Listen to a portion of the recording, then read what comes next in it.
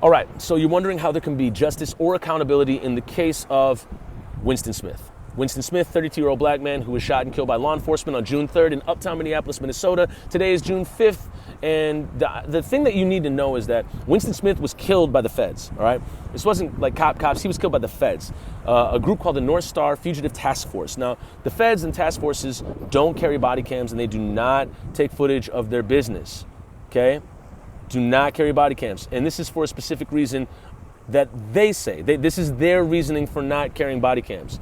The feds say they don't carry body cams because if any of the identities of their agents were found on camera, it could compromise that agent as being undercover in another case. So they don't want the identities of their undercovers going out. So with that being said, if you're looking at it from a standpoint like a community member or just a black person like myself, you're thinking, that sounds like you're protecting your jobs more than you're protecting black people.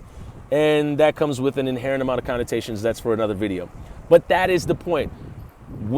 Winston Smith was killed with no body cameras or no footage by the feds. So that's what you need to know right now. Now, if we're talking about justice or any kind of accountability being brought, the Department of Justice would intervene. And now the Department of Justice, what you need to know, a key thing to know is that we're looking at the first Attorney General of the Department of Justice, who is not only a woman, not only the first woman that's the Attorney General of the Department of Justice, the first black woman that is the Attorney General of the Department of Justice, Kristen Clarke. Kristen Clarke led a successful lawsuit against white supremacists in 2019, helping out Taylor Dumpson. And in the grand scheme of things, Kristen Clarke is progressive, is known as progressive. So Kristen Clarke could step in and say, what the heck's going on here, and give a consent decree. Now, consent decree is an agreement or settlement between two parties to resolve an issue without admitting guilt. Say that again. Consent decree is an agreement or settlement between two parties to resolve an issue without either side admitting guilt. They'll put consent decrees upon the Baltimore Police Department or the Cleveland Police Department, and what the DOJ will say is, what the heck's going on here? Y'all are killing a whole bunch of black men, and it just looks, you look horrible. What the hell are you doing? And so they'll put a consent decree on it, and what will happen is the DOJ will give that police department X amount of rules, and if they don't follow it, they'll give them a monitor to make sure things are going right. That monitor is usually a prosecutor or a judge, and they'll report back to the DOJ. And if they say, hey, things are out of whack over here, these folks are not following the rules that we put in set, what the DOJ will then do is sue the hell out of the department or take over the police department. Now, you can imagine law enforcement does not want this. So what we could see is Kristen Clarke intervene with the North Star Fugitive Task Force or law enforcement, the Sheriff's Department, or whoever else was involved, U.S. Marshals, with the killing of Winston Smith.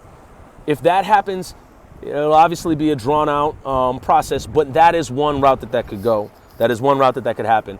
Another thing that could happen is whoever owns the parking lot where Winston Smith was shot and killed by law enforcement, or as some people would word, murder, could report that footage. Could report that footage to somebody that could possibly prosecute the law enforcement officers that killed Winston Smith and bring about some modicum of justice. But that's one way. The other way that we discussed is a consent decree.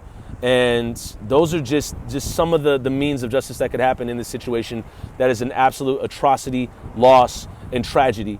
And I don't want to remove anything from this, that we're looking at another brother getting shot down by law enforcement in Minneapolis, and it's horrible. It's horrible, and it's.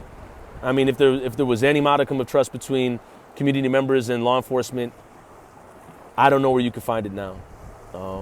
But I hope that this video kind of educates you on what could happen and what happens with the feds and consent decrees. And I think, like a lot of people, our hearts are broken because we're looking at another family that is coming to a podium. We're looking at another community.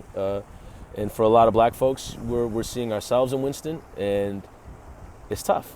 It's very tough and it's very traumatic. So yeah, I hope that this video informs you of what could happen next, or bring some hope of accountability or justice in this tragic and awful situation. So it's an ongoing case. It's unraveling more and more and more, and I'll be here to inform you more and more of it. So yeah, we'll see you in the next one.